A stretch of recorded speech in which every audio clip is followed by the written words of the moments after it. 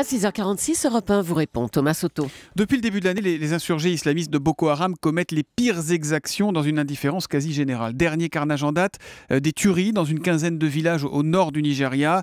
Bilan très incertain, certains parlent de centaines de morts, d'autres peut-être de milliers de morts et de 20 000 personnes en fuite.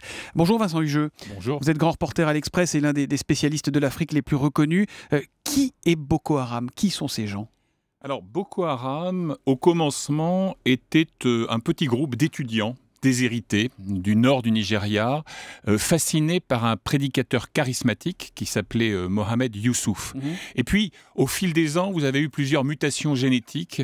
On est passé du phalanstère d'étudiants en juridiction islamique à la secte, de la secte à la rébellion, et de la rébellion quasiment à l'armée, puisque Boko Haram, dont le nom en langue Haoussa, la langue la plus pratiquée dans le nord du Nigeria, signifie grosso modo « la culture occidentale est sacrilège », eh bien Boko Haram est doté dans le nom, en fait, déjà.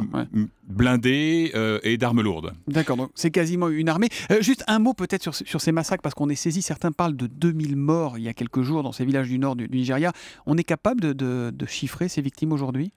À l'instant T, extrêmement difficile, puisqu'il est quasiment impossible pour des sources ou des experts indépendants de se rendre sur place. Mais s'il s'agit bien de 2000 morts, c'est un chiffre qui circule, ce serait grosso modo un bilan équivalent à l'année 2014. Au total, depuis 2009, on en est à 13 000 tués, 1,5 million de déplacés. Et quand on dit 13 000 tués, la plupart, bien sûr, par les exactions atroces de Boko Haram, mais certains aussi par la répression aveugle de l'armée nigériane. C'est un mouvement d'une violence absolue. Samedi encore, ils ont fixé une bombe sur le corps d'une fillette qui ne devait pas avoir plus de 10 ans, devenue kamikaze malgré elle. C'est vraiment tout. Il n'y a aucune limite. Il n'y a aucune limite, il n'y a aucun surmoi à l'atrocité. S'agissant de cette gamine d'une dizaine d'années, c'est un modus operandi relativement nouveau. La première fois qu'une femme a été utilisée pour un attentat kamikaze, c'était en juin 2014, devant une caserne. Elle était ceinte d'une ceinture d'explosifs au guidon d'un vélomoteur. La différence, c'est que chez les mineurs, à l'évidence, cette fillette ne savait pas qu'elle était le vecteur de la mort. Mais par ailleurs, vous avez des femmes plus âgées qui peuvent adhérer, je dirais, à la logomachie radicale et névrotique de Boko Haram, ou parfois des femmes aussi qui veulent venger un père, un frère, un cousin qui a été tué par l'armée ou qui est détenu dans les geôles du pays. Et les 200 lycéennes qui avaient été enlevées et semble-t-il mariées de force, est-ce qu'on sait ce qu'elles sont devenues ? Grosso modo, oui. Alors, une des rumeurs qui a circulé, c'est précisément que certaines d'entre elles, ayant été endoctrinées, auraient pu faire partie de ce bataillon de kamikazes virtuels. Ça n'est pas étayé factuellement. Mais que sont-elles devenues? Eh bien, on l'a entendu lors de cette vidéo hallucinée de Aboubacar Shekau, le gourou de Boko Haram. C'est le nouveau patron, entre guillemets, c'est ça? Bien sûr, bien sûr. Eh bien... certaines d'entre elles ont été, comme il l'a dit, vendues sur le marché, en réalité réduites en esclavage. D'autres sont peut-être devenues effectivement des combattantes ou des agents de renseignement, mais comme souvent dans ce genre de situation, la plupart sont des cantinières, des esclaves sexuels ou des femmes mariées de force, ce qui revient au même à des combattants de Boko Haram. Alors on a beaucoup de questions d'auditeurs. Un tweet de Marco 91 300. De qui sont-ils plus proches, l'État islamique ou Al-Qaïda? Est-ce qu'on peut faire un lien? Alors, il y a un lien nécessairement dans le radicalisme. Il y a une sorte d'émulation funeste entre ces différentes déclinaisons du djihadisme. Parlons maintenant de liens opérationnels éventuels. Il ne faut pas non plus fantasmer sur une grande internationale djihadiste qui serait coordonnée, orchestrée par un marionnettiste X.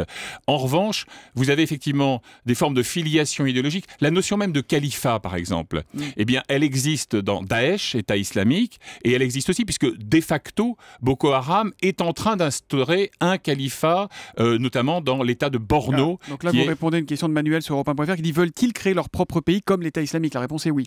Oui, même si on n'en est pas encore à la continuité territoriale, même si s'agissant de Boko Haram, je dirais que le discours idéologique est extrêmement confus.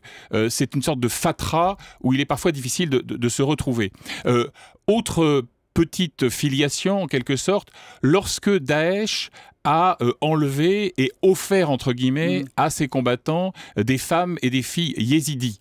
Il y a quelque temps, eh bien, il a fait référence dans ses communiqués au précédent de Chibok, donc le lieu où ont été enlevées ces lycéennes, et de Boko Haram. Il mène un combat politique ou une guerre de religion? Alors, guerre de religion, le concept est toujours d'un maniement aléatoire dès lors que les premières victimes des méfaits de Boko Haram sont des musulmans. Alors évidemment, qui sont toujours qualifiés d'infidèles, qui sont toujours suspects de tiédeurs, etc. Voilà.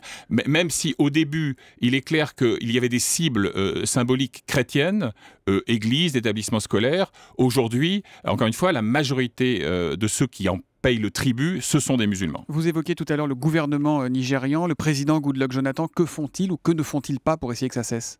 La réponse tient en un mot, à peu près rien, en ce sens qu'aujourd'hui, la situation peut sembler surréaliste à nos auditeurs, mais vous avez un président sortant, donc Goodluck Jonathan, qui bat la campagne, car il y a une échéance électorale le 14 février, c'est-à-dire dans moins d'un mois, et lorsque, par exemple, il entreprend un gigantesque discours dans son premier grand meeting, il y a voilà quelques jours, il évoque la nécessité de voter pour le développement, pour la libération, pas une référence explicite à Boko Haram, et il promet d'emmener les Nigérians sur la Lune, je le cite, si lui-même revenait sur Terre, ce serait déjà pas si mal. Sachant que Boko Haram attaque beaucoup dans le nord-est du pays et que la capitale Abuja est beaucoup plus située dans le sud, donc c'est une période...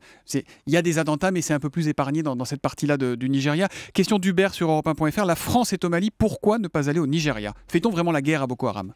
Alors, vous vous souvenez sans doute qu'en mai 2014, Paris a été le théâtre d'un grand rassemblement pour essayer d'organiser la lutte contre Boko Haram. Qu'en reste-t-il? Pas grand-chose. Pourquoi Paris ne va pas plus loin? D'abord parce qu'il y a des limitations en termes de capacité militaire, mais surtout parce que la France n'a pas envie d'aller dans ce bourbier.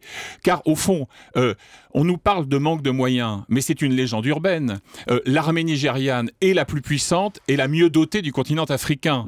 4 milliards d'euros de budget. L'armée nigériane, 4 milliards d'euros de budget. Le problème, ça n'est pas le manque de moyens, c'est ses affectations. En même temps, vous avez des soldats qui sont mal équipés, mal entraînés et qui partent en courant dès que Boko Haram se pointe, chercher l'erreur. Et l'erreur a un nom et ce nom, c'est la corruption. C'est-à-dire que vous avez des généraux nigérians qui vivent très confortablement dans leur villa, bien loin du front et qui envoient au casse-pipe les troufions. Voilà, il faut parler de ce drame de Boko Haram. Vous nous disiez 13 000 morts depuis 2009. Merci Vincent Huget d'être venu en direct sur Europe 1 ce matin. On vous lit, je le rappelle, dans les colonnes de l'Express. Et vous êtes également l'auteur notamment de L'Afrique d'en face, publié chez Armand Collin. Merci et bonne journée à vous.